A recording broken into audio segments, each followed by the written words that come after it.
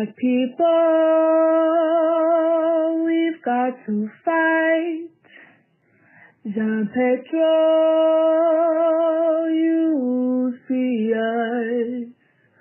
Oguo, we've got to fight. Let's go fight. Oh, Black people, we've got to fight. Zumbi, you see us. Oh, we've got to fight. Let's go fight. Oh, Black people, we've got to fight. Yes, why you see us. Oh, we've got to fight. Let's go fight. Oh, Black people, we've got to fight. Bookman, you see us. Oh, we've got to fight. Let's go fight. Oh,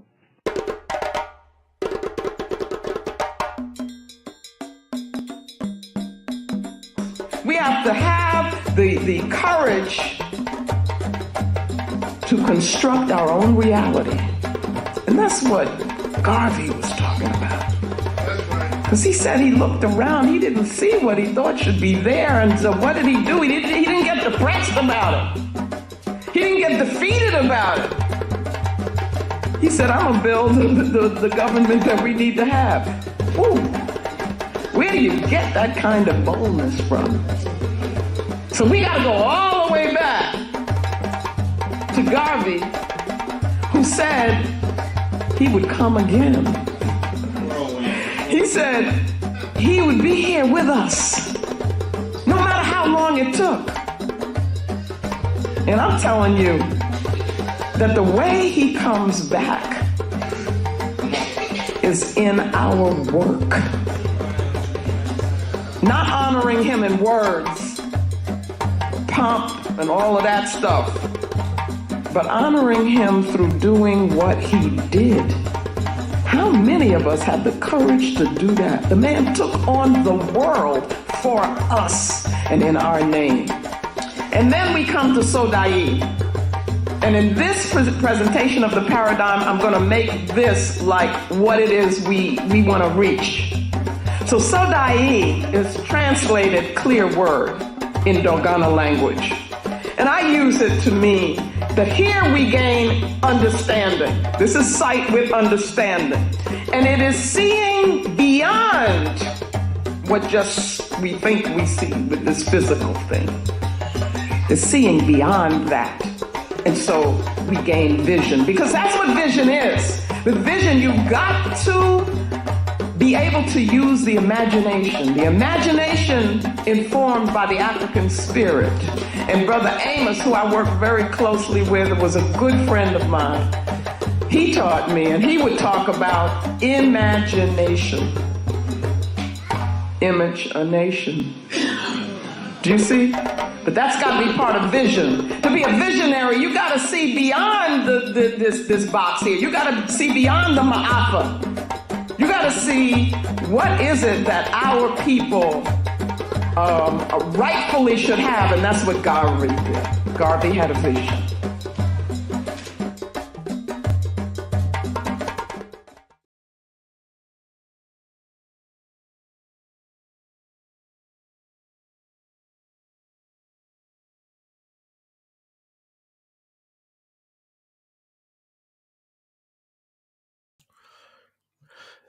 Tendai Mwadi, be thankful unto the Mother, Father, creative life force of the universe. Kudzai, Mudzimu, Mukulu. We give praises unto our great ancestors. Abibi Tumi, Abibi Fahodie, African power and African liberation for all African people. The Congo's independence marks a decisive step towards the liberation of the entire African continent. We are going to show the world what the black man and woman can do when we work in freedom. And we are going to make the Congo the center of the sun's radius for all of Africa. We are going to keep watch over the lands of our country so that they truly profit her children. We are going to restore ancient laws and make new ones, which will be just and noble. Word sounds of our father, Papa Patrice Lumumba, as spoken on the 30th of June 1960 upon the independence of the nation we today refer to as the Democratic Republic of the Congo, brothers and sisters. That speech, a speech that he made impromptu, a speech that he made as the first prime minister of a nation that had been made independent at a ceremony at which the first prime minister was not scheduled to speak. And he took the mic and spoke and refuted and rebutted the King Baudouin of Belgium, brothers and sisters, in his attempt to style the independence of the Congo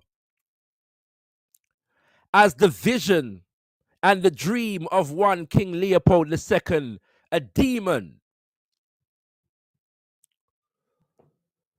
who committed a genocide in the Congo, brothers and sisters. And they say that it is that speech, effectively, that had the forces of Bakra, Mundele, Oyibo, or Bruni imperialism after him to the point that they eventually assassinated him, brothers and sisters. We hail the name of Papa Patrice Emery Lumumba.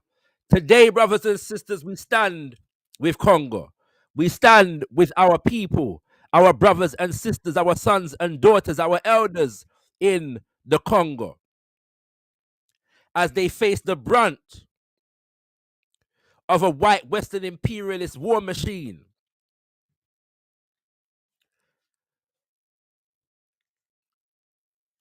fronted by neocolonial forces on the African continent. Today, we have two guests to help us understand this dynamic and this scenario, brothers and sisters. One of which is Vava Tampa, who hopefully will be with us shortly. But for now, allow me to introduce you to a man who has been, as we say, on Liberation Road, fighting the good fight for longer than I've been alive. I grew up with this man in the community, brothers and sisters, in the UK, a man who has taught me a lot and provided much inspiration for me. And so it's a pleasure and an honor to introduce you to UK representative of the Uhuru movement, brothers and sisters, and the African Socialist International, brother Luweizi Kinshasa, or as I call him, Uncle Luwezi. Greetings, Uhuru, Uncle Luwezi. Oh, Brother Shakawa, it's just a pleasure to be with you. You know, it's just fantastic. You know, as you said, I saw you growing up. Only thing I know, you've been in a freedom struggle since you were born. You were recruited by birth. So, so I love that. And I just want to thank you for, making me a guest of Kimbunga TV.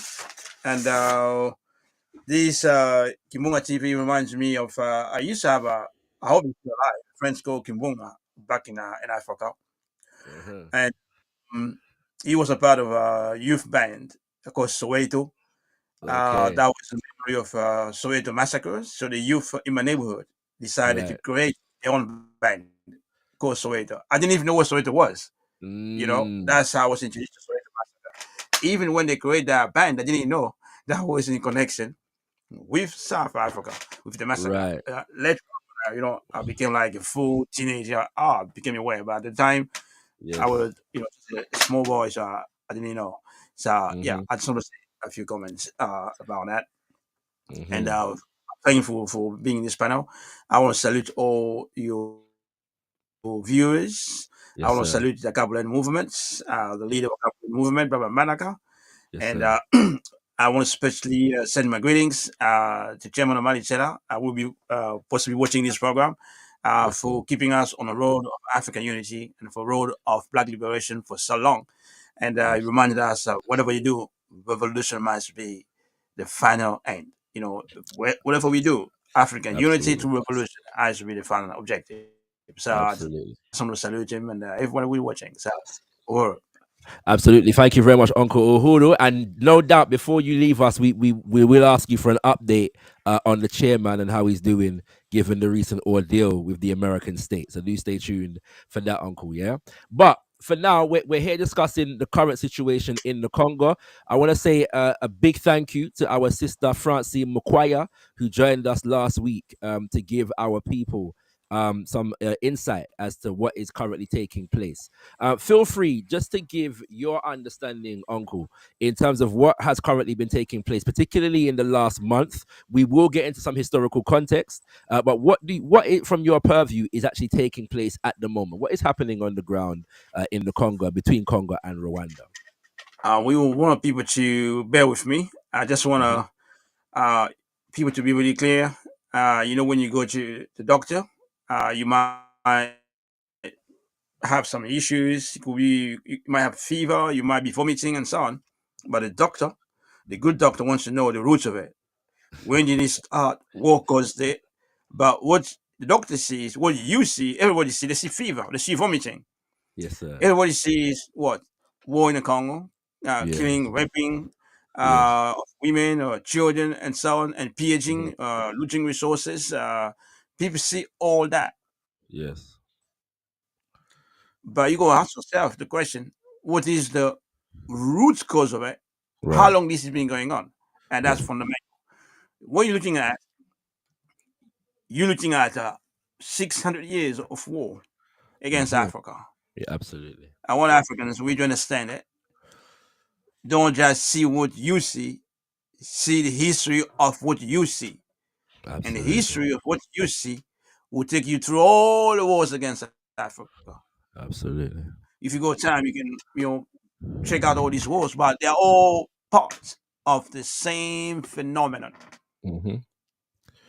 to colonize African people and to colonize Africa, to balkanize Africa or to partition Africa, to disperse Africa, to kill Africa, to commit mass murders against Africa, to commit genocide against Africa, and to make Africans poor, the mass Yeah. majority of us poor.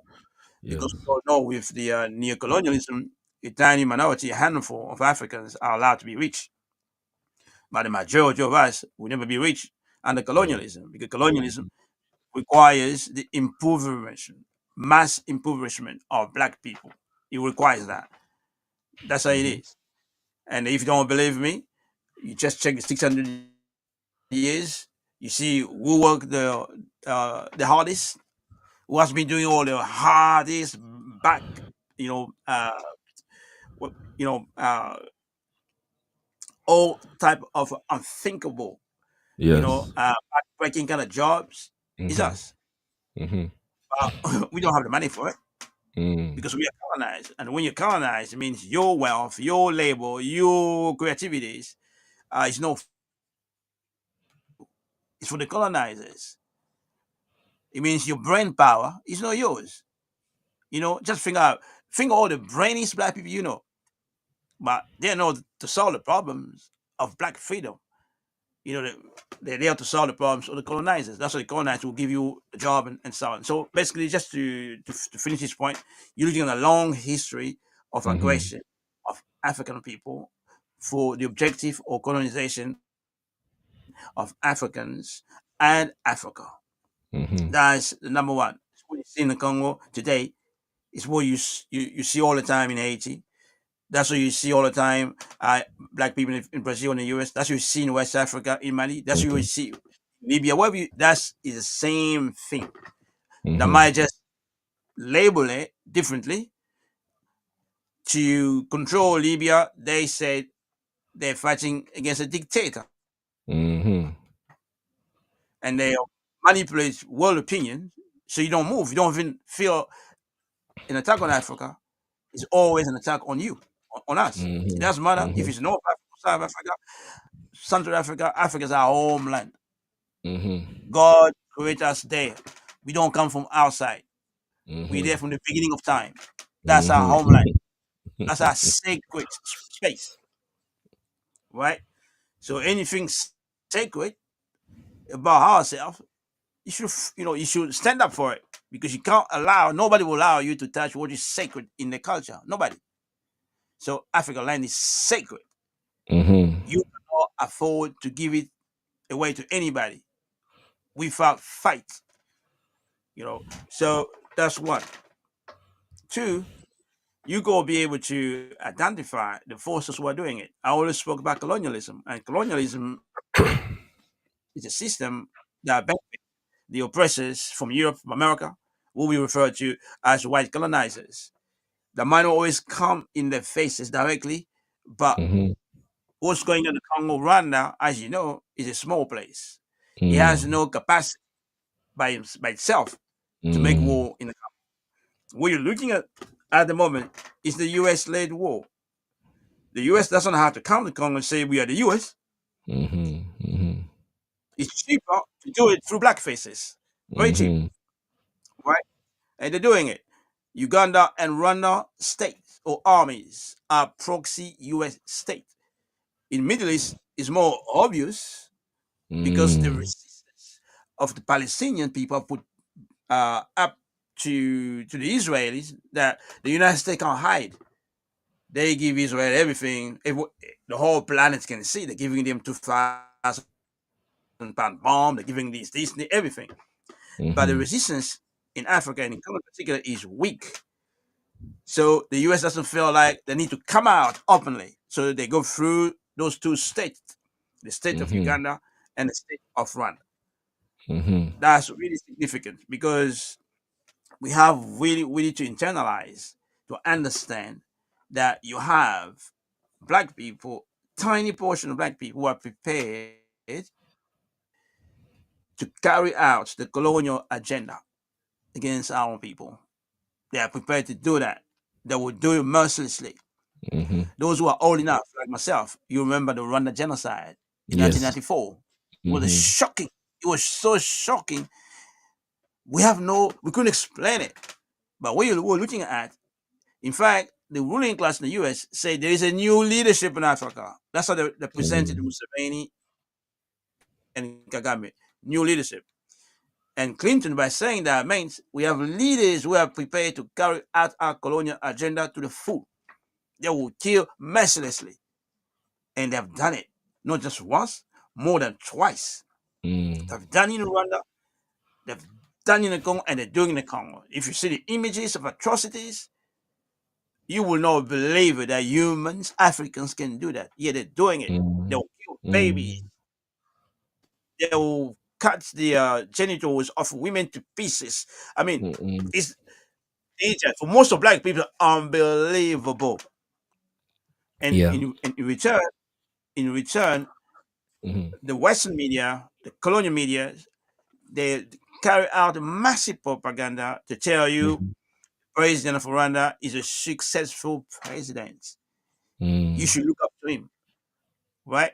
And you got black people going around praising Kagame because it's not that difficult to invest in Kigali and make it look good. It's not that difficult. And then tell Africans this is development. No, that's not development. Development means colonialism as a mode of production doesn't exist anymore. It's destroyed. It's defeated. Right. Which means that the wealth of Africans, that's how Lumumba said, must benefit the Africans themselves. Absolutely. Wealth in the Congo might benefit the Africans in the Congo, but since we have to build a much larger economy, it's going to be a unified economy.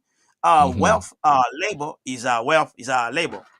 That's basic understanding. You don't need to go to university. Wealth and labor of Chinese people belong to Chinese people. They can sell it to whoever they want, but they fix the terms of selling it. Absolutely. Right? But we do not fix the terms of our minerals, of our labor. It's being looted. Not just in the Congo, everywhere, looted. Everywhere, yeah. We've got diamond there, we've got coltan, all those things. They just confiscating that every day at gunpoint. You go to the mine at gunpoint. Yes. Right? And that's how colonialism operates. That's how it functions. That's how you can talk about success of Apple, success of Samsung, success of Google. Their success as its root in war against Africa. And it's no war in the past. It's a permanent war. It's a requirement. It's conditional. If you don't have war against Africa, you could not have colonialism. Therefore, you cannot have what everyone refers to as capitalism. There's a lot of confusion there, you know. And so that's what you're looking at. Yes, sir. You're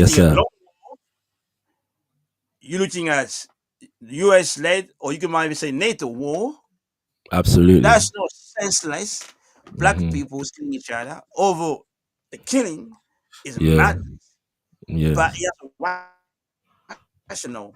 The killing is a requirement to loot the wealth of Congo, because the wealth of Africa does not belong to black people. Yes. You have to know that. Uncle, I only made that point. Sorry, go on. Finish it. Okay. It's better you stop me if you want anything. I understand. I understand. I hear you. I'll do that. Now, I want your perspective on the justification, because, okay, first of all, I'm not sure if you saw Kagame's interview on CNN a couple of days ago, but he was asked a direct question regarding whether Rwandan troops are currently in the Eastern Congo, and his answer was literally, "I don't know." Yeah, which I find very strange, that the head of a nation, who is generally speaking the head of the armed forces, doesn't know. Yeah, is actually able to say that on international television that he doesn't know whether his own troops that he commands are in another nation. Yeah, but then the other story that has come down the line is that it was necessary for Rwandan troops to enter the Eastern Congo in order to protect the Tutsi community in the Eastern Congo, who are apparently being discriminated against and violently attacked by other groups of Africans in the Eastern Congo. What is your perspective on that particular claim, especially as a justification for Rwandan troops entering the Eastern Congo? First of all, you have to know that colonizers can't tell the truth. Anyone who's supposed to defend colonialism cannot tell the truth. If you want to hear the truth, speak to the colonized. Steph Master can't tell the truth. Right? So Kagame can't tell the truth. He lies all the time. Netanyahu lies all the time. So Africans should be clear on that. We should be clear on that. And secondly, the justification. Remember, they used to say the Rwandan army has to go to Congo. Why? Because those who committed, either say genocide in 1994, fled to Congo, and they represented a threat to the regime of Paul Kagame. That was initially the justification. So they have to go to Congo, make that war. But what people need to know, the war against Congo has been planned a long time ago. The genocide, the Rwanda war and Rwanda genocide was just phase one of the same war you see in the Congo. That's what I was saying in the beginning. You go look at history. Wars in the Congo, the wars in West Africa, they're all connected, really connected. Just Africans, we don't always see that. Yes. It's really connected to the wars in 82. All these are connected. So the war in Rwanda was just a phase one for the war to come to Congo. The objective was to come to Congo. This is where the wealth is concentrated. This is what the United States has made a determination to have a monopoly control of the wealth of Africa. Not wealth of Congo, wealth of Africa. That's why there's war in West Africa. because they want to control that. That's why there's war in East Africa and Somali, because Somali, that's why there's war in Sudan. From Somali to West Africa, all that Sahel region sits on oil, vast oil, plus other resources. As you all know, the Congo oil is there. Most of place untapped, diamond, coltan, you name it, everything is there. So that is the US policy, to control. In fact, it's the mono production. If I say policy is not good enough, it's the mono production. They have to control it. Yeah, yes. But that's what they created Africa. You can't separate Africa from Rwandan army. M23, that's the Rwandan army. They can call it anything they want. M22, M21, M1, whatever. But they're all of them are Rwandan army, and Rwandan army is just an extension of US army in Africa. Right. Just like the African, all that. They all part of the same thing. To do what? To maintain monopoly control of Africa for colonial production of life against Africa and the black people all over the planet. That's the bottom line. That's why the war in the Congo is no war against the Congolese, so to speak. It's a war against you who are watching this. Because we are there is no two Africa, there's one Africa. Just like there is one world, but you go cold world, hot places, you go savannah here, you go forest over there, you go lakes, you go seas, but nobody speaks of two planet Earth, right? It's one planet Earth, just like one Africa with its diversity. If you live in the Sahel, you live in the West African Congo, you look different because you Central Africa and Namibia, it's not the same geography, landscape, it's different. So the soil will modify you, things like that. And that's fundamental. So the justification that is for security purposes is a lie, because you know how many times the Rwandan army has gone to Congo together with the Congolese army to hand down the many times.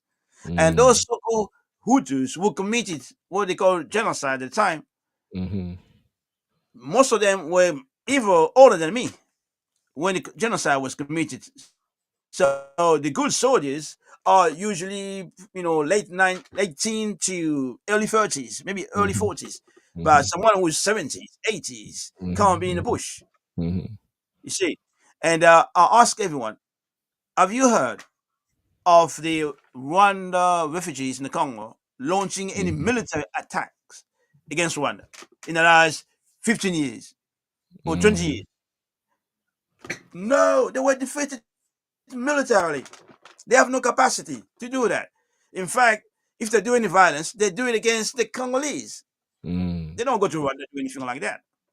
So they don't present a threat to Rwanda. And you have all the reports from the UN to testify that. So it's a lie. And the press can't tell you the truth. The colonial press is there to protect colonialism. So they protect Rwanda the same way they defend the Israeli. They do it. They bomb the Palestinian, and they say the Palestinian are doing it. It's their fault. Everyone can see who's bombing the Palestinian. They say no. Yeah. The same way, and that's one. And another arguments they're putting out that there is a discrimination against Tutsis. Just Google it. Discrimination of Tutsis in the Congo. Where? First, in the Congo, you don't have like one. Let's say, I don't like this term, but I'll use it. Ethnic being over dominant, like majority, 75%, 60%. No, you don't have that. It's more or less balanced. So, and the Congolese tend to say we are all minorities in the Congo. So now, if you check the Congolese army, the governments, the administration, the big companies, the Tutsis, they call themselves Banyamulenge these days. They are overrepresented, so to speak. Okay. They are in army as generals. They are in police as generals. I mean, it does not make sense at all. Yes. In fact, they have got more generals than any other group in the Congo. Right. Any group in the Congo. Right. So all this, the press can tell you, the bourgeois press is there to tell lies, and Yeah. Kagame knows it. That's why he can lie. He can be Yeah. arrogant. Yeah. Because the press, who's giving him the mic, will not, correct him or what's the word? Confront him to say, Mr. Mhm. President, he's telling lies. They will not do that. Yes. So Yes. Yes. lies. Yes. And the Yes. other Yes. thing, they talk about the Berlin Conference put power to Rwanda in the Congo. That's not Mhm. true. Mhm. The migration of Tutsi can be documented, can be traced. And Mhm. one thing you have to do, the Banyamulenge, that's new. You will not see a book written before 1960 refer to them as Banyamulenge. You will never hear that. That's a new creation. It was Mhm. done in the 70s, I think, Mhm. that since they're living in the Congo somewhere around the mountain of Mulenge, they became Banyamulenge. And that Yeah. was done on purpose too. Why? Mhm. Every ethnic group in the Congo is tied to the language and the land. If you're Lunda, there is a Lunda language and a land for the Mhm. Lunda. Right. So if you Banyamulenge, there must be a land and a language called Banyamulenge. It doesn't exist. Mhm. No language, Mhm. no land. It's Mhm. Kinyarwanda that's Rwanda. Mhm. and Kinyarwanda is in the water. That's why it points out where you're from. Mhm. What land is yours Mhm. in the context of Africa. That's how Yes, it sir. is. If they call Yes, you sir. Zulu, Yes, you sir. speak Zulu, and it's Yes, sir. Zulu's land that they Yes, sir. identify you. And you Yes, don't sir. have that in the Congo. Yeah. So Uncle, one of the things that is important that you said, because you characterize the civil war that became a genocide in the 90s as the first phase of an ongoing war, yeah, and the plan was always to enter the Congo, yeah, for the sake of accessing the resources, because that is where the abundance of resources is concentrated. I would like you to speak to what we're seeing, because I am very clear, and we've made it very clear on this particular platform that the governments of both Congo and Rwanda are criminal, and neo-colonial and complicit, yeah, in this whole situation. Some of what is taking place, though, and I've seen this in the social media space, is that a division is being created between the people of Congo and the people of Rwanda, principally because of the fact that Kagame is the figure that is in the elite that is central to the facilitation of a lot of this situation here. Yeah. So I would like for you to speak to the extent to which, when we condemn Kagame and Rwanda, the fact that we're not condemning the people of Rwanda. Yes. And so can we speak to that in terms of the relationship between the crimes that are being committed against the people of the Congo and the crimes that are being committed against the people of Rwanda, and how they are related in relation to the elites of both of those nations? Yeah. That's first of all, said that the war in Rwanda was phase one of the war against Congo. It's the same war. It's Yes, war sir. against Africa, war Yes, against sir. black people. Yes, sir. And the genocide in Rwanda and the genocide in the Congo, a genocide against African people. It's the same Yes, sir. genocide. Yes, Is sir. the petit bourgeoisie Hmm. in Rwanda that separate that. Even they don't even want to commemorate the Hutu who died. It used to be Rwanda Mm. genocide, which means Hutu and Tutsi included. Hmm. But Kagame has fought to exclude the Hutus, just to make it Tutsis Right. commemoration, Right. which is Africans should not tolerate anything like that Hmm. because both Tutsis and Hutus are one people and they're all Hmm. victims of that war. Yes, It's sir. known as, yeah, they're both victims of that war, and Yes, that's sir. really something we have to fight for to rectify that. It's war Hmm. against African people. That's there is no doubt about it. And Hmm. another thing we said is that we unite with the people of Rwanda, Hmm. Uganda, and any regions all over Africa Yes, sir. against genocidal leaders like Kagame and his clique. Hmm. Uh, we unite with the people of Rwanda against them. Hmm. And Yes, in sir. fact, the movement to be successful in the region has to have some kind of a unity in terms of mobilization and the goals. Yeah. We we have to establish, and I know one of these goals is that we don't want any foreign military representation in the region. In the region, Rwanda right, can't be a foreign military base for right, anyone. So in the right. Congo, the region, and that's it's a common interest. Yes, And sir. Yes, sir. the poor people So sorry, uncle. of Sorry, Congo, uncle. of Rwanda. Sorry, uncle. Just to cut in there, because what that issue that you've just raised was an issue early in Kagame's presidency in the 90s, because obviously he was used to overthrow Mobutu, who was their Britain and America and them's man anyway. But when Mobutu became an embarrassment, they used Kagame, Museveni, and others to overthrow him. And then Kabila comes in, but Kabila comes in as a part of that agenda, but then bucks the agenda by asking for all foreign military personnel to be removed from the country. And that was the pretext that they used Kagame again to invade the Congo, and Yes.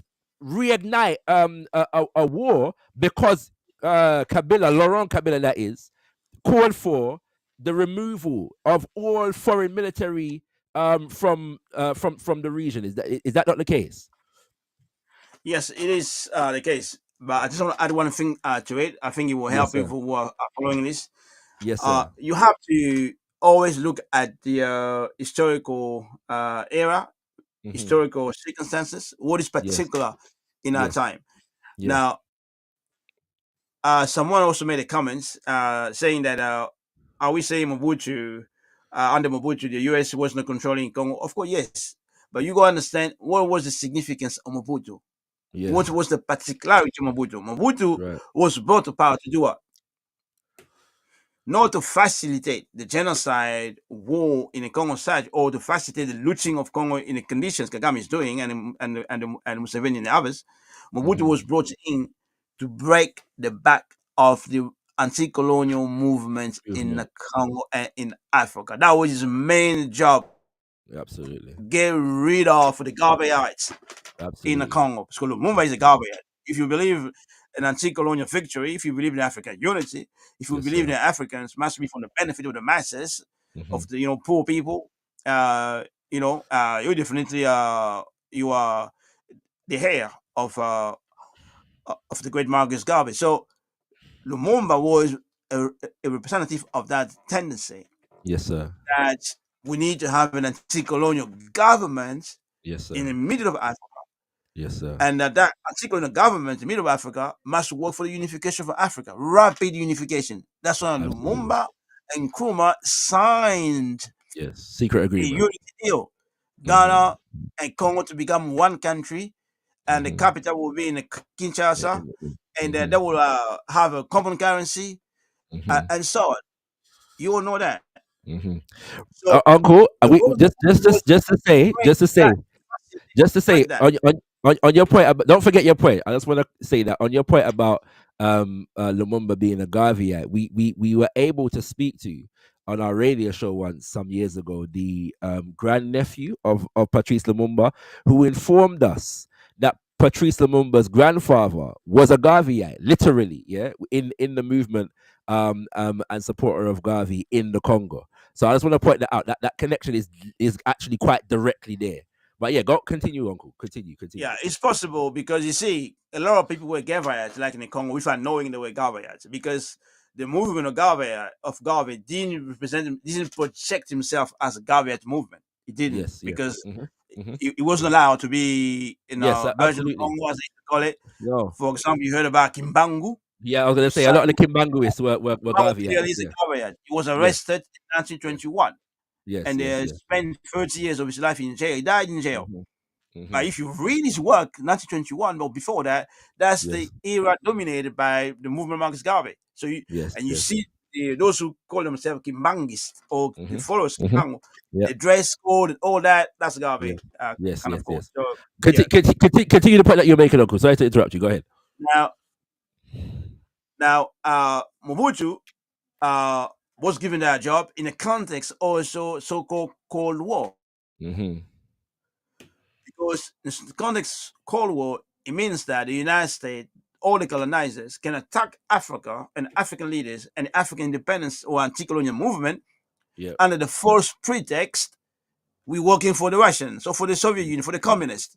Although Absolutely. most of us never met or seen any communists before, never read Mhm. anything about communism, but that was the pretext because we can't fight for ourselves. Somebody Yes. has to tell us, Yes. Yes. right? Yes. And that is really, really, really, really significant. So that's the context they use. So Mobutu is useful in that context. Somebody they can justify is helping us to prevent the Soviets from coming to Congo, so we can fight Mhm. anything in the Congo in that name. But Mhm. the reality was to prevent the rise, development, and consolidation of an anti-colonial African movement in the middle of Africa. That Yeah. was the job of Mobutu. With the end of the Cold War, they don't need Mobutu anymore. The US is now the only superpower that decided they have to control unilaterally, they Mhm. have to have a monopoly control of Africa. That's what they decided to do. So they will Mhm. go to war with France if they have to, not directly, indirectly. That's what they did. Remember, Rwanda war was France versus the United States. Mhm. War. That's what it was. The French Mm. supported the Hutus, and the Mhm. US supported the Tutsis, who came from Mhm. Uganda. That's what it Mhm. was. Mhm. But for what kind of relationship? Mhm. For intensification of looting of Africa. Yes. Yes. Yes. Mobutu was not the type of leader for the intensification of looting of Congo. I'm not defending Mobutu at all. Now, They Uncle, are sorry, I don't want to interrupt you again, yeah, but I want to make it clear that you're not saying that Congo was not being yes, looted under Mobutu. You're not saying that that wasn't happening no, under it was him, right? yes, it's happening, but now it's different. They're going to move Right. to a I higher understand. gear. Okay, I Now they will understand. loot it Yes. without Yes. Congolese state having any benefit, because Right. under Mobutu, he's the head of a state. He will benefit Right. from it. Right. Now Right. they Right. say we're going to loot you, but Yes. part of looting has to go to Uganda, has to go Right. to Rwanda, Rwanda. and Right. we buy it from them, not from you. If you Yes. want us to support you, you Yes. have to pay allegiance Right. to Rwanda and Museveni. Mobutu will not accept that. Mm. Mobutu used to see himself as the big Mm. running dog of the West. No other Yes. dog Yes. is bigger than him. So he will not bow to other dogs, right? He Yes. will Yes. not, Yes. Yes. Yes. and that's really, it's really, really fundamental. So under the new condition of intensification of looting of Africa, they need Mhm. to expand wars, to expand chaos, Yes. weaken all the existing states in Africa, particularly strategic states. Mhm. That's why the Congo state is under assault. It's weak, so weak that it can be Yes. dominated by small neighboring state. Even when I Yes. say small neighboring state, just like Mhm. Israel state, it's not Israel Mm. state. Yes. Israel state is an extension of US and the Western state. You Absolutely. all know that. So Absolutely. Rwandan state is an extension of US and EU state. They're all fund the Rwandan state. Mhm. They give them the best training, Mm. all the information they need to have, satellite images. They get all that. That's how people need to understand. When you're Mm. looking at the Congo, you're not looking at a small Rwanda, small M23. Have you heard the report from the UN? Mm. They had M23. They have the sophisticated weapons, Yeah. More sophisticated than the Congolese special National Army. weapons. Mhm.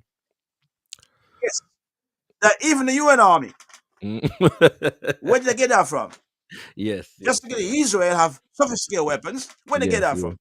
So the Mm. US, Mm. the Israelis are omnipotent or anything. No, it's the Mm. EU, it's the US, the all Yes. colonial powers. Mhm. And they told Kagame and the rest, you are special Negroes. You don't like the rest of Negroes. Mhm. Mhm. You don't like those black people. You're Mm. smart.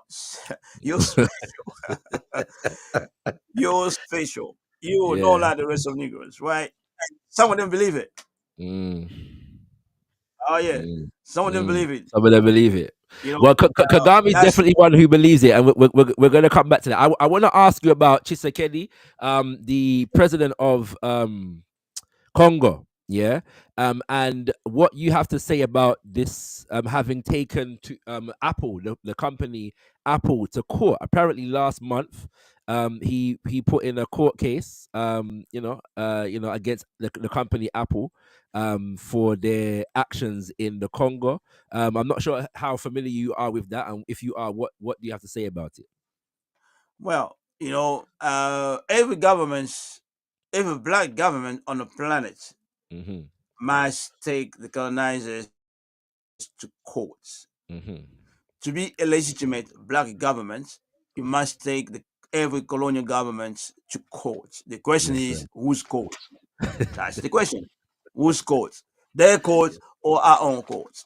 Yes, sir. Yes, sir. Yes, sir. So took them to court. That's good. We're Right. not against it, but whose court? He took them to their own court, not to our Yes. courts. Yes.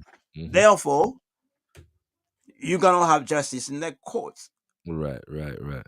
Right. Under special circumstances, you may, if there is a massive mobilization worldwide, Mm. you might achieve something. Yes. But the point is, if you want justice, Mm. it's true, you must have Mm. courts. Yes. Yes. You must Yes. have social justice. But for you to Yes. have courts that are meaningful, you must develop the concept of states. Mm-hmm. Mm-hmm. You cannot be free if you don't have your own state power. Mm-hmm. Mm-hmm. I'm not talking of some handful police and soldiers in black countries. No, that's not what I'm talking about. We're talking of state power Mm-hmm. that defines internationally your place in the Mm-hmm. world. Like the Mm-hmm. Chinese state defines the status of every Chinese Mm-hmm. in the world. Mm-hmm. Mm-hmm. The Jamaican state does not define the status of black people in the world. The Yes, South sir. African state does not Yeah. define the Yeah. status of black people in the world. What it does, it defines the place of those who run South Africa, of those who Yes. run Jamaica, those who run Mm-hmm. Nigeria. Mm-hmm. That's Mm-hmm. their state. Yeah. But in world affairs, those Mm-hmm. states are absent because they Mm-hmm. cannot change the geopolitics Mm-hmm. of the world, let alone Absolutely. of Africa. They have Absolutely. no place. They have no Mm-hmm. power to do so. So the question of state is a fundamental objective for Mm-hmm. any genuine liberation Mm-hmm. struggle of black people. That's why Yes. we're saying from the very beginning Mm-hmm. is a war in Africa because the state that will make sense, that will Yeah. Yeah. define the nationality, the Mm-hmm. identity, the Mm-hmm. culture, the wealth, the destiny, you name it, of black people Mm-hmm. is going to be a unified state, Mm. as strong as any state on the planet. Yes, sir. Yes, That's sir. the objective. Absolutely. That's the Uncle, objective. That's why. the, Yes, go ahead. Go on. No, so so in that respect, because you speak about state power, yeah, and effectively, on the face of it, right? Like I said, on the face of it, I'm saying, not denying now all that you said in relation to the fact that this is a proxy war, yeah. But on the face of it, this looks like a battle between two separate states in Africa.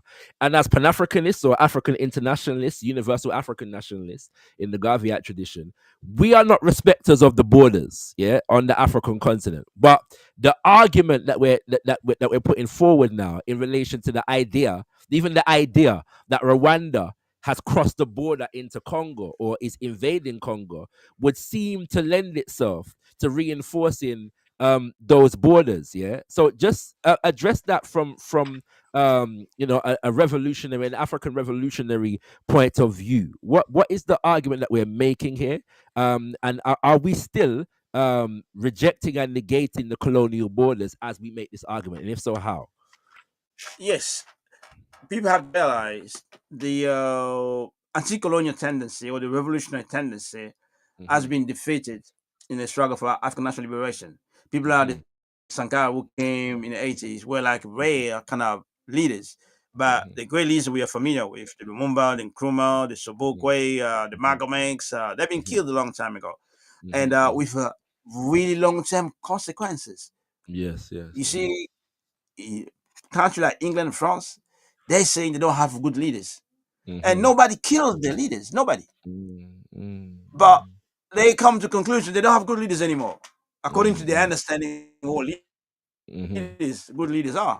Mhm. But in our case, our genuine leaders, real leaders are being killed. Can you imagine the consequences of that? So Mhm. depriving villages of doctors for so long. Mhm. Mhm. So that's what we have gone under. So Mhm. politics have been defined by those who have been protected or put to power by the Mhm. colonizers at the Yeah. expense of the genuine leaders. And Mhm. for over 40 years, they polluted the mind of the people. Mhm. What the struggle was about. You Mhm. speak to any youngsters some 5, 10 years ago, Mhm. bright young people from universities, they will tell you the struggle in Africa is for what? Good Mm. governance, Democracy. Yeah. Yeah. democracy, rule of Development. law, Yeah. Yes. Yeah. yeah, rule of law, sustainable development. They all, Yes. they Yes. all, they all basically things they learned through Yes. Yes. listening to the radios, Yeah. BBC, Mhm. or all of them, universities, wherever they try to control. That's what they Yeah. learn those stuff from. Yes. When in reality, the really struggle, the genuine struggle, is to end the universal Mhm. Mhm. exploitation, oppression, humiliation, degradation of African people, black people. Mhm. Mhm. Universal. Our Mhm. humiliation is universal and it's daily. Mhm. So Mhm. sometimes every day in Africa, Mhm. every day in Europe, every day in the US. Do you know any place where we are not humiliated 24 hours a day? Do you know a place Mhm. like that? It doesn't exist. Mm, It mm, doesn't mm. matter how successful you are as an individual. It doesn't matter. Yes, sir. So the struggle in that region, since we are in the regions, this is, you can call it in many ways, Great Lake region, Central Africa region, the Congo Basin, because the Mhm. hydrography of the rivers there from Cameroon, Central Africa, Congo, there sometimes geographers call them Basin Congo. That's one region. It has to be unified. West Yes. Africa is one region. It has to be unified. East Africa has to be unified. All the regions in the Caribbean, it has to be unified. Wherever we are, our struggles only make sense if the final agenda is unification. If everybody works for that, unification will be the order of the day in every single black community, wherever we are. Mhm. Right? Mhm. Mhm. So the question of borders, Mhm. the borders are colonial expressions of property rights, Right. right? Property right is Mhm. Belgian Congo. That's used to belong to Belgium. Rwanda Absolutely. used to belong to Germans, then the French, Mhm. then the Belgian, and so on. So Mhm. we, the people of Africa, Mhm. since we have to build the future, we cannot Mhm. build the future in war with each other. It doesn't make sense because Yes. colonialism requires war, but the defeat of Mhm. colonialism requires all of us to work together. Mhm. Mhm. So we have to remove the borders. Africa has to Mhm. build a really modern and nationalized economy that requires access to all black people to come together so we can develop Mhm. rapidly and be able to defend our economy. So it requires Yes, sir. really profound unity. So Rwanda, Mhm. Congo, all the region, Uganda, all that, they have to become one as a part of the struggle to unite all Africa. West Africa and the Congo Basin or the Central Africa had to be one. Southern Africa, North Africa, all these are part of Mhm. Africa. We need basically a united state of Africa. This is no ideological point. This is a Mhm. historical necessity. If Mhm. we don't Mhm. unite, giants said Mhm. that already. We always try to Mhm. stand on the shoulders of giants. Right? They always said it. Mhm. Garvey said it. Mhm. Nkrumah said it. Even people Mhm. like Dubois, we don't always agree with Dubois. He said it. Our Mhm. organization said that all the time. Lumumba said it. Anyone Mhm. who has sense will see that we cannot win Mhm. separately. We Mhm. can't have so many Africans. Yep. Look at India, 1.4 billion people. Mhm. One, they're one. Why you need to have Togo as a country, Rwanda as a country? None of them Mhm. have 20 million people. You go Mhm. cities with 20 million Mhm. people in China, cities with 40 million people in China. Then we Mhm. go countries, Mhm. small countries. And we Mhm. got lots of it. We got Namibia, empty land almost, Mhm. with less than Mhm. 10 million people, and so on. Mhm. So Africa, this is serious discussion, my brothers and sisters. The question of Mhm. African unity has to be an agenda of every single black person on the planet. If you're going to be a genius, you work out what it's going to take for us to be united. Mhm. Mhm. Regardless of what you do, you go profess African unity. You go profess everywhere. So the Yes, solution, of sir. course, in Africa to end the war is unity of the people. There's no Uncle, doubt about it. can you speak to the relationship between the corporations and the governments on the continent, and the corporations, their involvement in the warfare that is taking place? Yeah. Recently, in fact, there's been some talk because Donald Trump made a statement about, as inspired by Elon Musk, yeah, the head of Tesla, made a statement about the idea that whites in South Africa are being violently attacked by the majority African population, and their land is being taken, and that America is going to be paying close attention to this, and it needs to be sorted out. Yeah. And so it seems that there's a ongoing relationship from colonial times until now between these corporations and the governments. They seem to work hand in hand, especially when it comes to African land and resources, right? So we know of Apple, we know of Tesla, we know of Microsoft and Intel and all these corporations, but it may not be obvious to some people what is their role in the actual conflict. Do they have a direct relationship to Kagame or Chisekedi or leaders of the armies in any way, shape, or form? What is the relationship there? You think about the corporations. Yes, sir. Oh yes. Oh yes. Yes, definitely. Because all Mm-hmm. those minerals, even Kagame does not hide it. Mm-hmm. You know, he says, I've been criticized sometimes by people in the West, but all these minerals, they are the ones who buy it, and who buy minerals. You know, individual can buy some gold, but as an individual, you will not Mm-hmm. use all this diamond on a natural scale. So the Mm-hmm. companies. Mm-hmm. So one thing we really have to do also study the world, study economy. You Mm-hmm. know, we know Apple, but we go study Apple. What is Apple company? Mm-hmm. How does it work? What kind of minerals they use? Where they get that from? What's the amount of minerals they consume? They consume what? Mm-hmm. Gold, coltan, nickel, all these things. Mm-hmm. So we can definitely be real on our own significance. Because Mm-hmm. you see, Africans, we've been told we are insignificant, Mm-hmm. and it's even has become as an ideology for our persons to think that we are insignificant. Just like when we see poverty in Africa, it's like ideological Mm-hmm. components. Mm-hmm. Black people must be poor. You're black, you must be poor. No, Mm-hmm. to be black, it doesn't mean you must be poor. To Mm-hmm. be colonized, it means you're gonna be poor. But they make you look like you're black, you're poor. You're black, you're Mm-hmm. insignificant. We're not insignificant. Mm-hmm. The economy of the world, this Mm-hmm. this world economy that Mm-hmm. Chairman O'Malley referred to as colonialism, colonial economy, as a mono production, as its Yes. origin.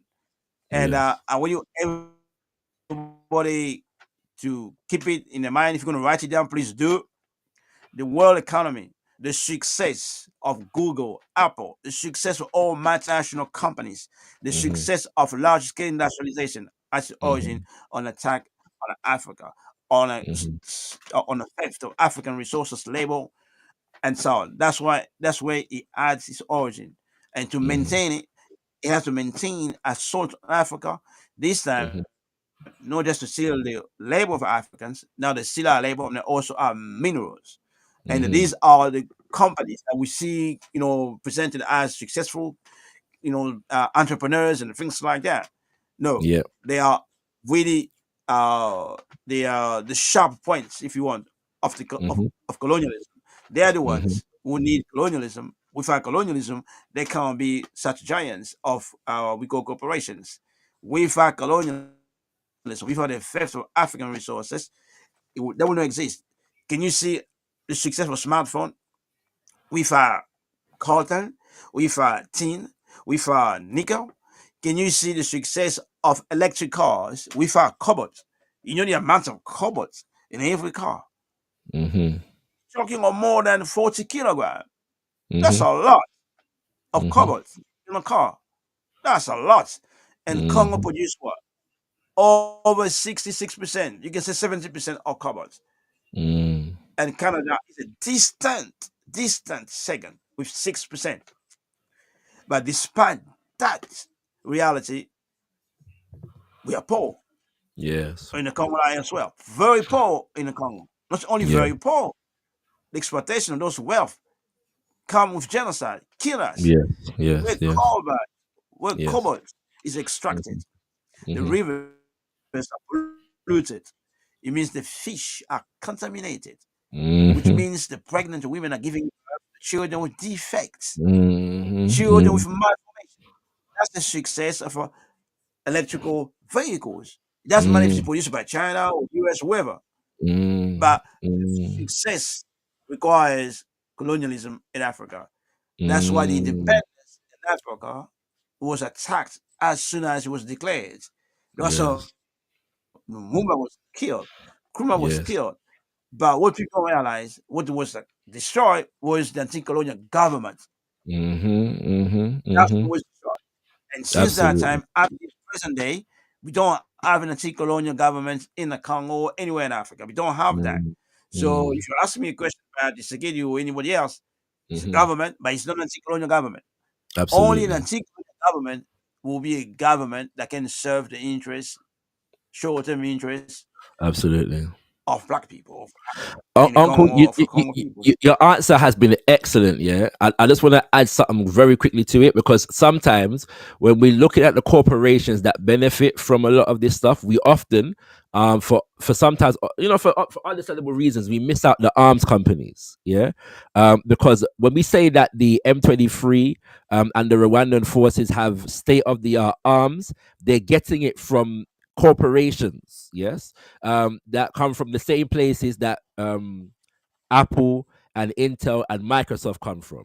So we shouldn't forget in your rundown of companies, we shouldn't forget Lockheed Martin, we shouldn't forget Raytheon, we shouldn't forget Yes, Boeing, yeah, the plane company. We shouldn't forget yes, Northrop, right? And all of these companies that are arms dealers. Yes, they create the state of the art arms, yeah. That the M23 have currently in the Eastern Congo. I just wanted to add that. And I wanted to ask you, Uncle, 'cause I know you got to go soon. But we're asking yes. all of our guests, because we don't just want to. Your analysis has been surgical as usual. Like I said to you, brothers and sisters, I grew up with Uncle Luwezi in the community, and Uncle Luwezi is always surgical, yeah, with the analysis. You know what I'm saying? So we give thanks for Uncle Luwezi always. But we, as same as we asked Sister Francie, we want to know about the resistance. Yeah, we want to know who should we be looking out for, who should we be supporting on the ground or in the diaspora, as far as organizations, groups, whether they're doing anti-colonial resistance, whether they're doing welfare for the people, whether they're caring for mothers and who have been subject to sexual violence, whatever they're doing. Who should we be supporting right now, Uncle Luwezi, and how and what kinds of resistance should we be engaged in? One thing people should be doing at the moment, pause. The colonizers, every time it's possible, you go expose them, expose those corporations, expose the colonial leaders, expose all the crimes they're doing. People Mm-hmm. can do that, that'd be great. Mm-hmm. We want more people to know about the genocide, the killing of women, children, and so on. People should do that all the time, regardless if you know somebody from Congo or not. People should do that Yeah. all the time. Mm-hmm. That is the first thing. The second thing is that you have to put out the call for all withdrawal, for all colonial troops, advisors, closure for all military bases in Congo and Africa. Anything colonial has to go. Anything Mm-hmm. colonial has to go. Mm-hmm. That's really fundamental. Anything colonial has to go. And Mm-hmm. the third thing is that support you go support the call basically the rural movement is making. We calling for the unity of all black people under the leadership of the black workers of the world. When we say that, we mean those who produce the wealth. They're the ones who are fighting back. They're the ones who are being genocided as well. It's Mm-hmm. the workers. We produce Mm-hmm. everything. We dig the gold. Mm-hmm. The workers. We produce the clothes we wear, the food, everything. These are basically the fundamental force. And Absolutely. we will be coming back to Brother Shakara to give you more information. because we are definitely preparing for African Liberation Day, and Absolutely. it's going to be really important African Liberation Day, because we Mm-hmm. really believe that the time Garvey was talking about is upon us, that we can definitely rebuild a movement across the globe Yes. whose final objective is the liberation and unification of Africa. It's not Absolutely. something, a dream far there. No. Now we meet each other, we share info with each other, we can have access to each other, we can talk to people who are here, we're in the Caribbean, we're in Africa, we can do all those things. Mm-hmm. It means it's time now to unite. That should Absolutely. make where you are. Why we can't unite where you are? I mean, you prepared to bring to struggle, to support the struggle. If you don't want to join the struggle directly, support it. Mm-hmm. And make it clear you're calling for unity of Africa in your lifetime. Mm-hmm. We should make it our priority. If we do it, it will become a material reality. It will become a material Absolutely. force. Yes, Absolutely, it will Uncle. become a material force. The unification of Africa. Fight any pessimist that doesn't believe in Africa being united. Fight Yes. them. Fight them like Garvey, like Lumumba. Yes. And that's fundamental. Really Absolutely. fundamental. Yeah, fundamental. So I want to stop here and just to say Thank you, Uncle. uh, thank you so much to Robert Fazwa. Yes, And sir. you said something about the chairman. Is Yeah, that I was gonna give you the opportunity to give an update on the chairman. So give me 1 second, because I yes, do want to, based on what you just said in terms of raising awareness, there are brothers and sisters who are trying to do that in the UK at the moment. I'm not sure if you're going to be there on Saturday, Uncle, but there is a mass demonstration being held from Oxford Street to 10 Downing Street, which, for those who are not aware, is the house of the government, yeah, of the we'll of be the of there. the prime minister. Okay, so myself and Uncle Luwezi will be there this coming Saturday, the 8th of February, from 11:30, brothers and sisters, outside Oxford Circus Station. For those of us who are in London or in the UK, come down from wherever you are. If they are Manchester, Birmingham, come down. We're going to be marching from Oxford Street Station to 10 Downing Street, yeah, to raise awareness about what is currently taking place in the Congo. And I'm with you, Uncle Luwezi. We need to heighten the idea of the fact that this is not just the Rwandan invasion is a proxy invasion. Rwanda is acting as a proxy for America and Britain and France. Yeah, we have to really highlight the awareness. Yes, heighten, sorry, the awareness of that particular dynamic in relation to these this situation. But we will be there, and that's why we're going to be there, Uncle Luwezi. So I'll be supporting you in that call, and I hope that you're speaking as well. If you're not, I'm going to try and make sure that you are, but we'll see how it goes. Oh, But for all right. now, please give the update on the chairman, and so our viewers can be. We're going to try and get the chairman on here soon, brothers and sisters. So you stay tuned for that. But go ahead, Uncle Luwezi. Good. Good.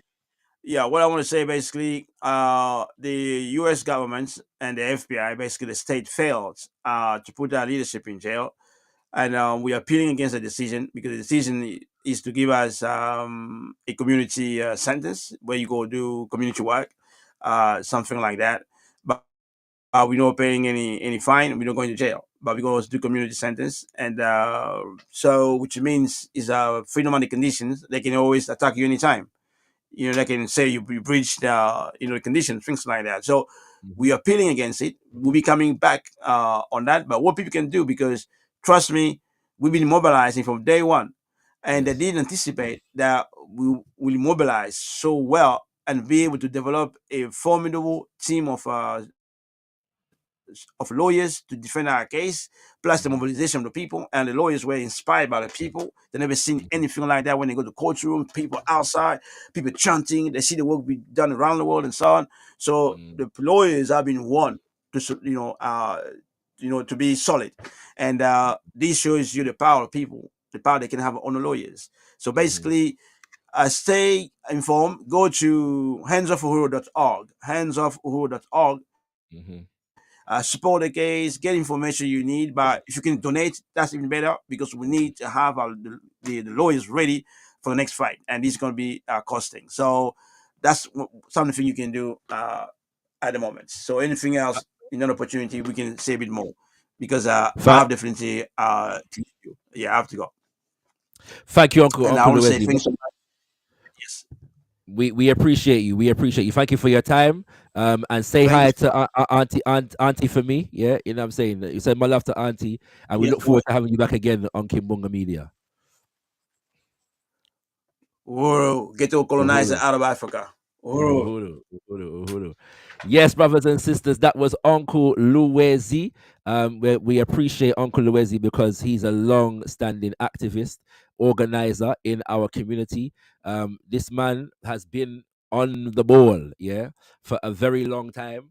And as I said, you know, I'm fond of saying that I didn't just grow up in the Al-Qaeda revivalist movement. I grew up in the Pan-African community, and whilst the Uhuru movement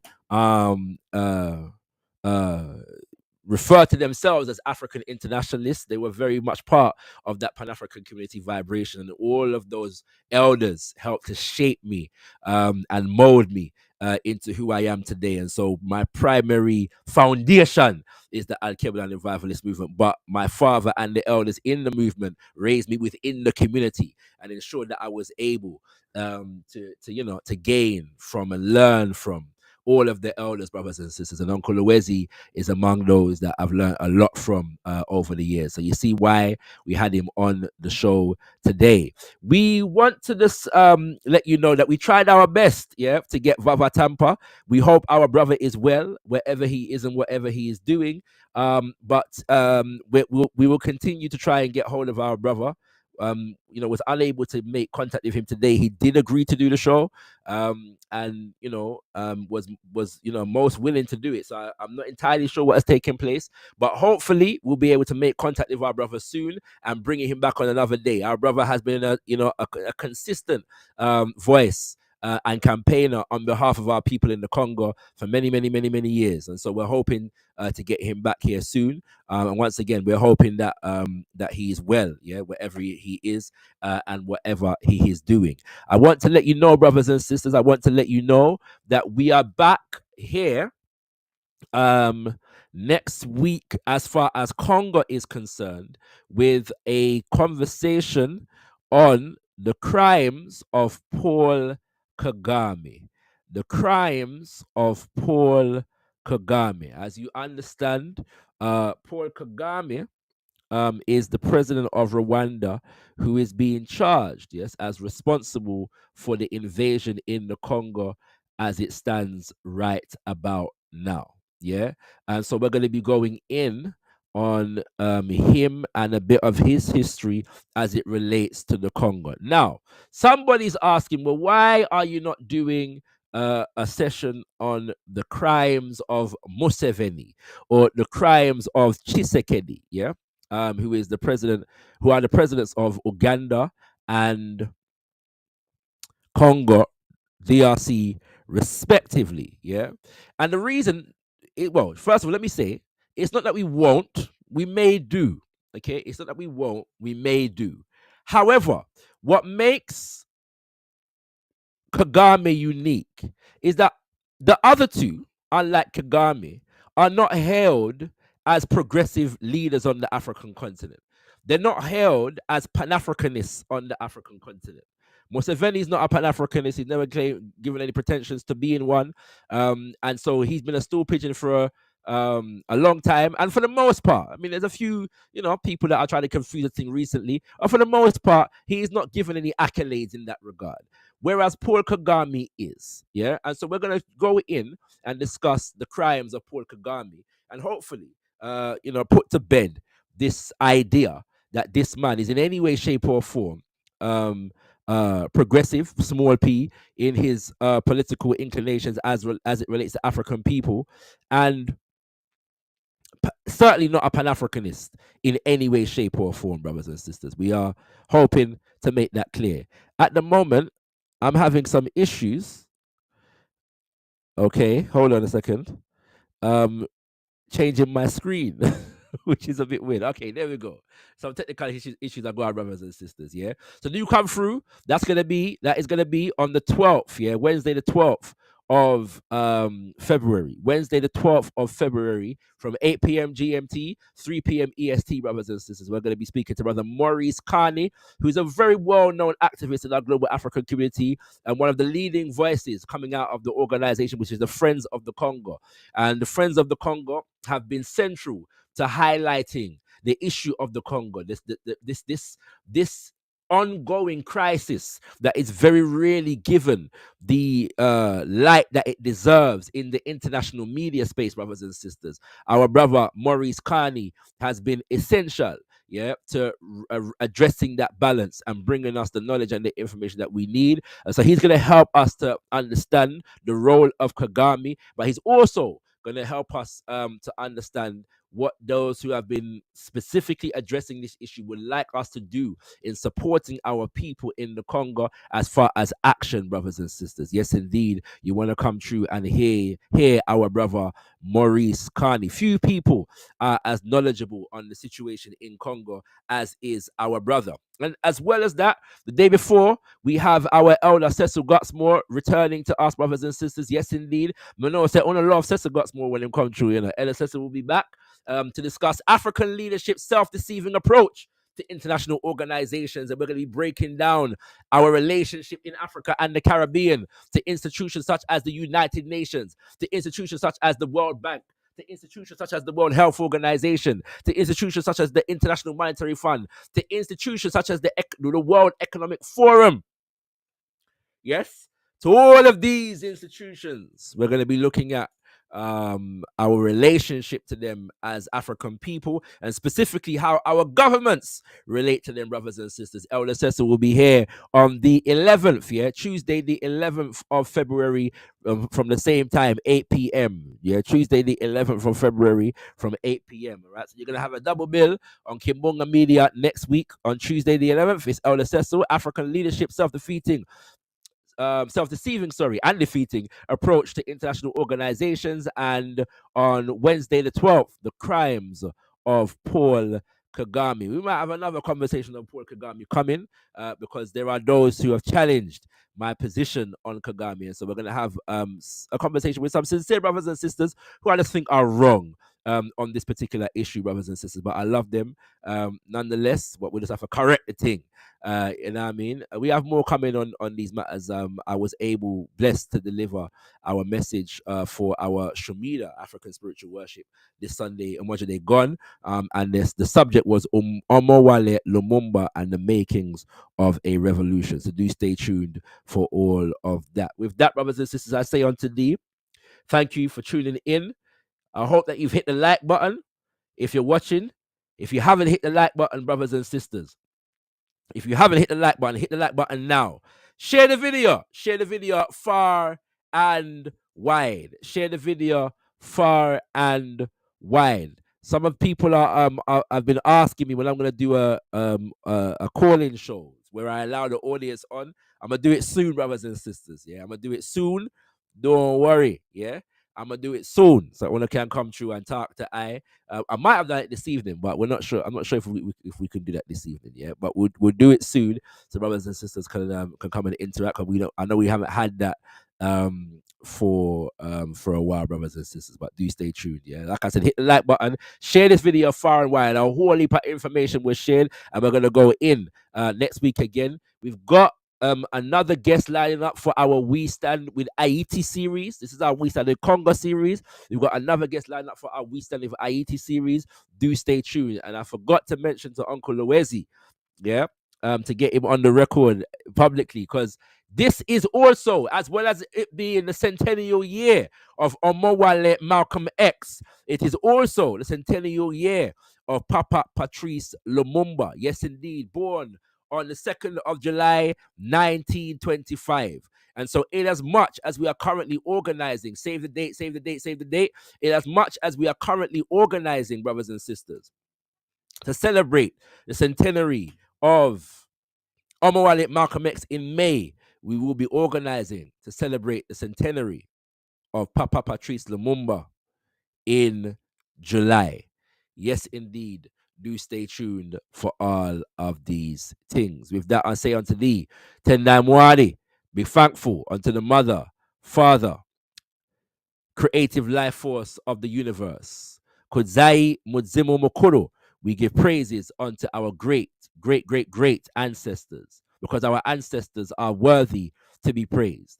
Abibi Tumi, Abibi Fahodie, Uhuru, African power, African liberation, freedom for Africa and all African people. Ashe, Ashe, Ashe.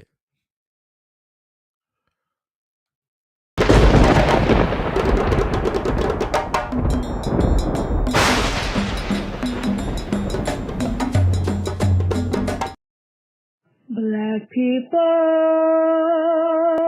we've got to fight. Jean Petro, you see us. Oguo, we've got to fight. Let's go fight. Oh, Black people, we've got to fight. Zumbi, you see us. Oh, we've got to fight. Let's go fight. Oh, Black people, we've got to fight. Yes, Santa, why you see us?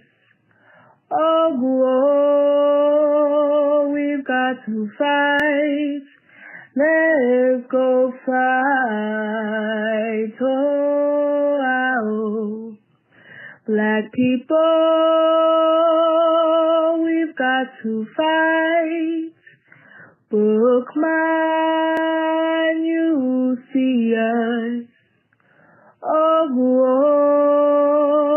we've got to fight. Let's go fight. Oh,